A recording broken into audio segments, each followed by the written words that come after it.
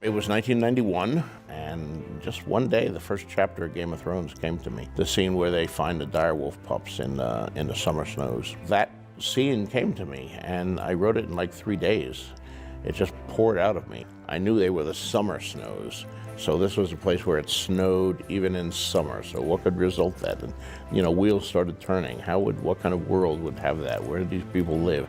I've known writers who have tried to write for the audience or for publishers or for trends, and instead of just writing the kind of stories they really want to write, the stories that excite them, that interest them, the stories that they lose themselves in.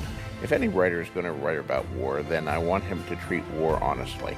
So it irritates me when I'm watching a movie or reading a book and the hero is going through incredible dangers, him and his 6 buddies, and none of them die. You know, valor magulis, all men must die. I think it's part of life, and art needs to reflect life. I think another thing I notice is you find just one thing that a character loves or that they hold dear, and then you find the most brutal way to rip it away from them. Do I do that? I don't know. No, I think you have to take your characters and you have to put them through crises.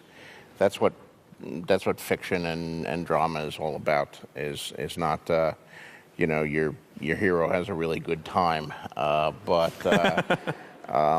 things have to happen that cause the characters to question who they are and what their place in the world is and what the meaning of it all is, to go through the dark nights of the soul and times of fear and terror and all of this. I've always taken as my mantra William Faulkner's words in his Nobel Prize acceptance speech, where he said, the human heart in conflict with itself is the only thing worth writing about.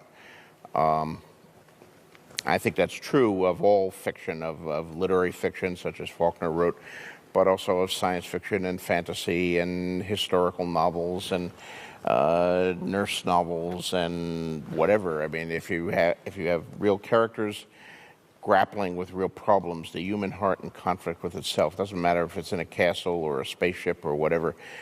If you have that, then you have power, and if you don't, then you don't. And Jamie losing a hand, losing the very thing that he defined himself on, is crucial to I think where I want to go with the character. And he questions, what do you make of yourself after you've lost that? And of course, I have Tyrion now going through similar things. I mean, he's always focused on the things that he did not have, like his father's respect or admiration, or, perhaps women didn't look on him the way he would have liked them to look on him and all of that stuff. But in the aftermath of the events of the recent books, he's now realizing the things that he did have that he's now lost, like the Lannister name and a vast fortune in gold that could allow him to buy and sell anything. Yeah, I just have to echo what everyone else says here. I mean, you write for yourself. I've known writers who have tried to write for the audience or for publishers or for trends, and I've seen them spend years and decades running from one trend to another to try to be successful. I'll write some science fiction, I'll write some cyberpunk. Cyberpunk's very hot. Now I'll write steampunk because everybody likes steampunk. Oh, wait a minute, epic fantasy is catching on. I'll write that. Oh no, urban fantasy. And they keep switching genres, trying to hook on to something instead of just writing the kind of stories they really want to write, the stories that excite them, that interest them, the stories that they lose themselves in. Pat was right about obsessions too. I mean, for me, one of the things about the Middle Ages that I love is heraldry, and there's a lot of stuff in my book about all the heraldry of the various houses, and I love it. I devote a lot of time to it. I also devote a lot of time to feast. For some reason, I seem to have a certain attraction to food. I hadn't noticed. And some of my readers don't like that. It's gratuitous. Gratuitous eating? Gratuitous eating. It doesn't advance the plot to know how well the swan was cooked. And well, why do we know all this heraldry? It's too much. I'm not interested in heraldry. And, well, fine. Write your own book, leave out the heraldry. I don't care. This is my book. I'm going to put in the heraldry. And we're not even going to get into the whole question of sex and gratuitous sex. And can any sex really be gratuitous? I don't think so. But no, you write the things that interest you. You use someone who was really interested in plate tectonics. I don't think I'd be lined up to buy that fantasy about a lot about plate tectonics. But if that's what floats his boat, hey, maybe he'll make me interested in it. Do you like killing your characters? No, I don't. Then But why do you do it so much, George? I do think it needs to be done. Big fan of death up there, okay. Valor Morgulis, all men must die.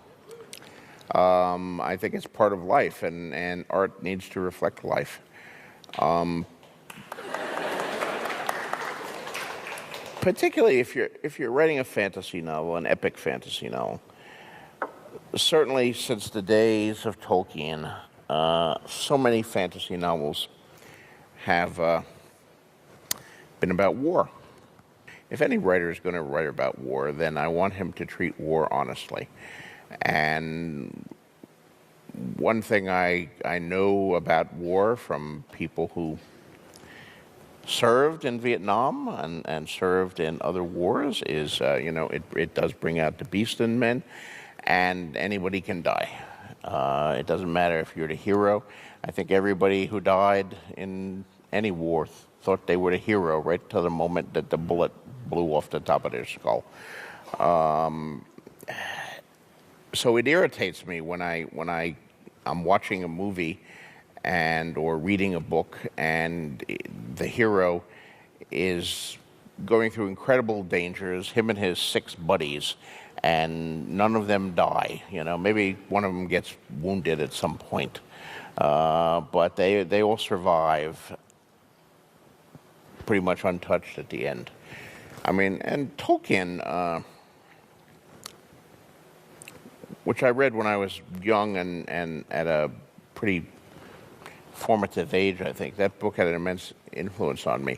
And it does have some powerful deaths in it. My God, I really don't know what's going to happen in this book. Anyone can die. And it became so much more exciting at that point because anyone could die, that peril was real. And that's the feeling I want my readers to have, that if you're going to enter... Fear is the feeling you want your readers to have. Yeah.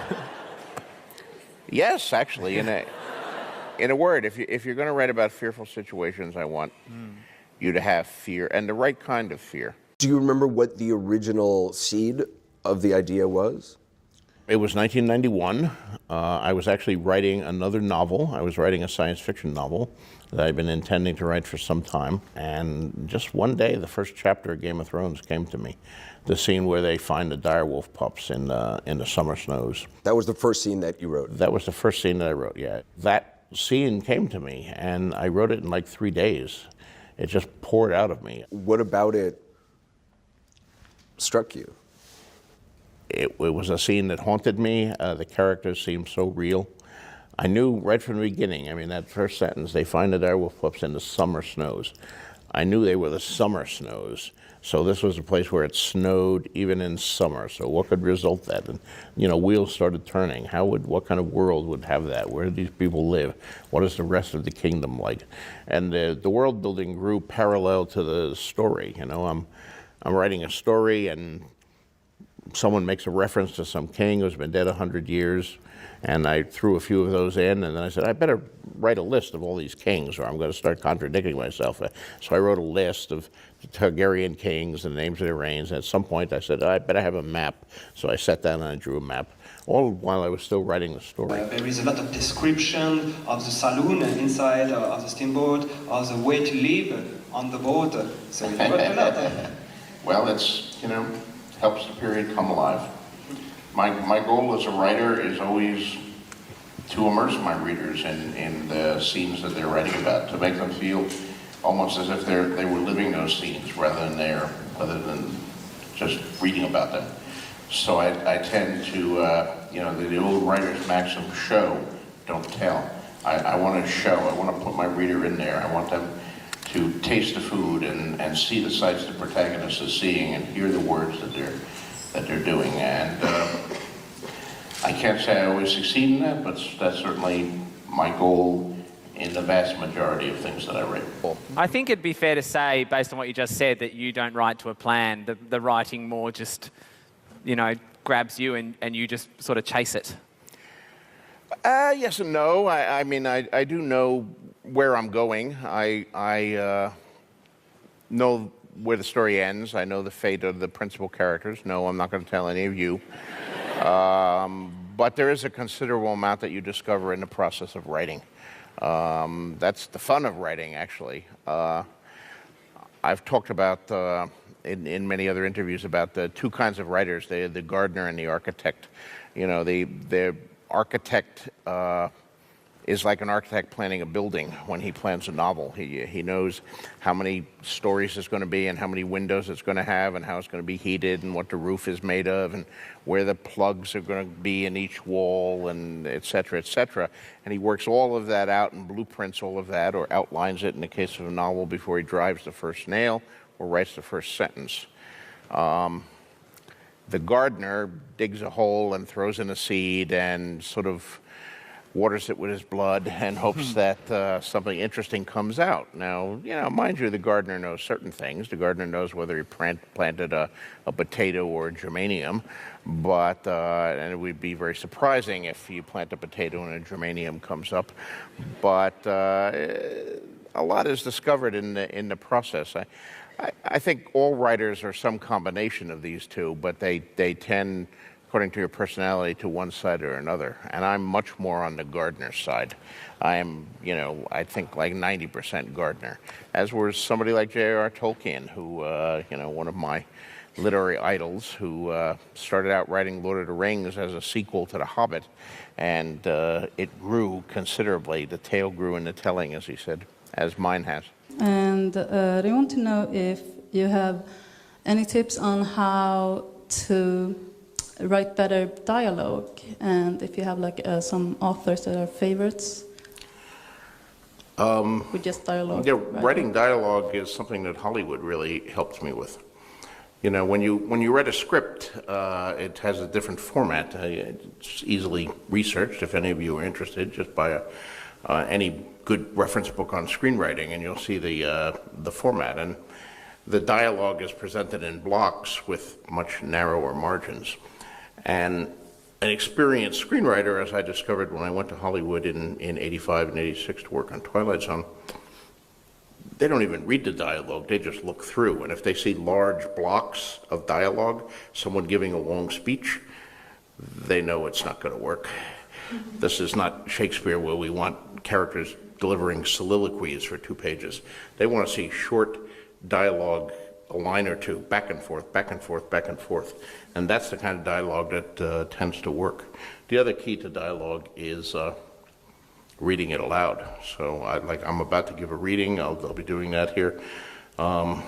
When you read your work aloud, you hear the speeches that work, the speeches that don't work. You can get a good feeling for that. So something sometimes looks good on a page, but you actually try to deliver a line and it stumbles. It's because your work is so complex and intricate, both of you, that I, wondered how it could ever be adapted in other media. I'm wondering if there are things you wish that they had been able to include that they didn't, or are there things you particularly like, on the other hand, about the way it's been adapted? Yes, I mean, for most part, Game of Thrones is a magnificent adaptation of A Song of Ice and Fire. But just the nature of transiting from one medium to another, things have to be cut out. I mean, we have 10-episode seasons for everything we've done so far. That's 10 hours. You look at my books, you can't get everything in 10 hours. If you tried to do it literally and included every line of dialogue and every character, you'd be talking 30 hours a season. Now, that being said, I would have liked, and I've said right from the beginning, that I would have liked a few more hours per season. Some of the other HBO shows that went before us, like The Sopranos and The Deadwood, they had 13-episode seasons.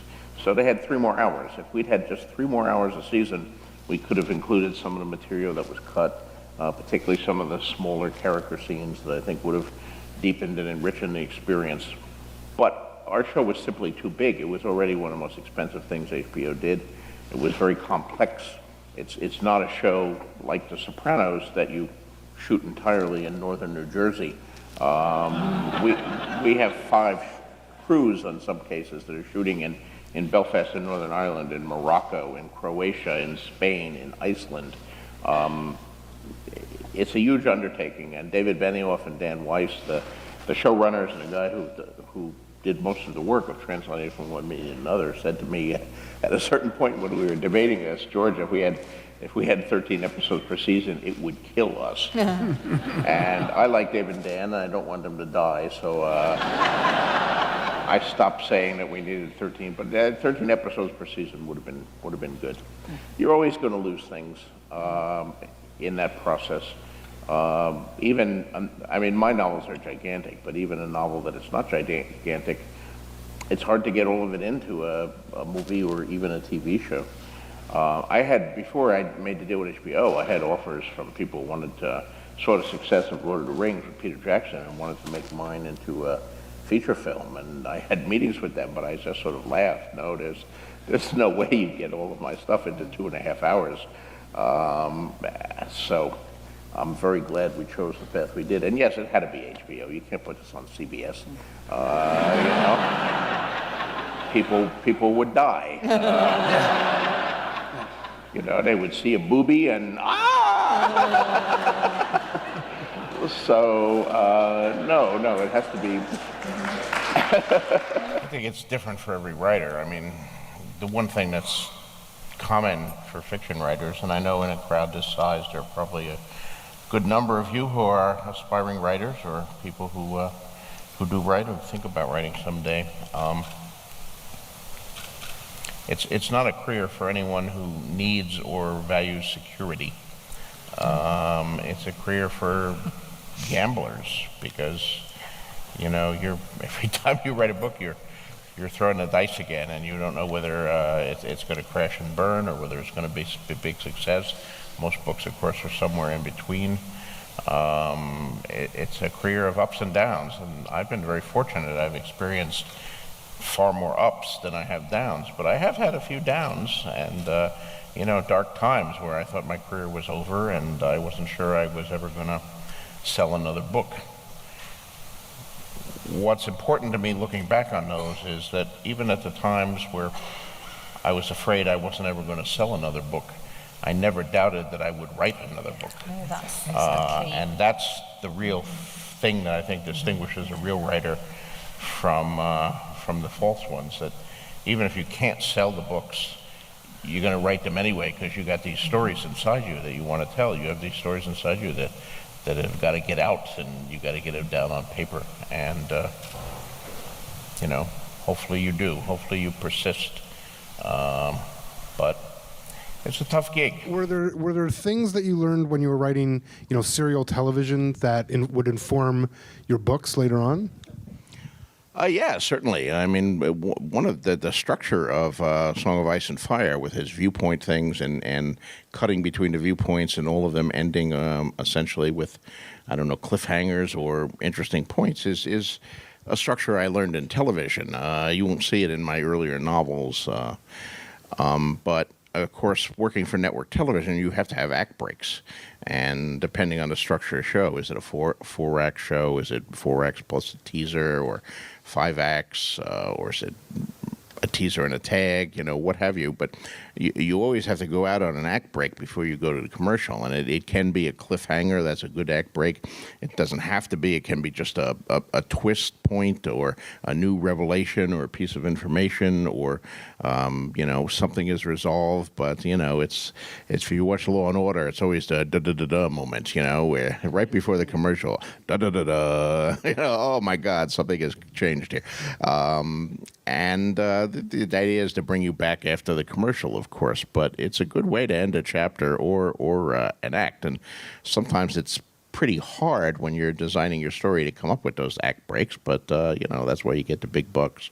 And it certainly works in the books, too. It's keeps people reading. They reach the end of the chapter, and they want to know what happens to that character because they're engrossed in Tyrion. But gosh, there's not another Tyrion chapter for a while yet. First, they have to read this Arya chapter or this Jon Snow chapter before they finally get back to Tyrion. And those end. And by the time they finish the Arya chapter, there's kind of an act break there too, and that hopefully draws them back for the next one. So yes.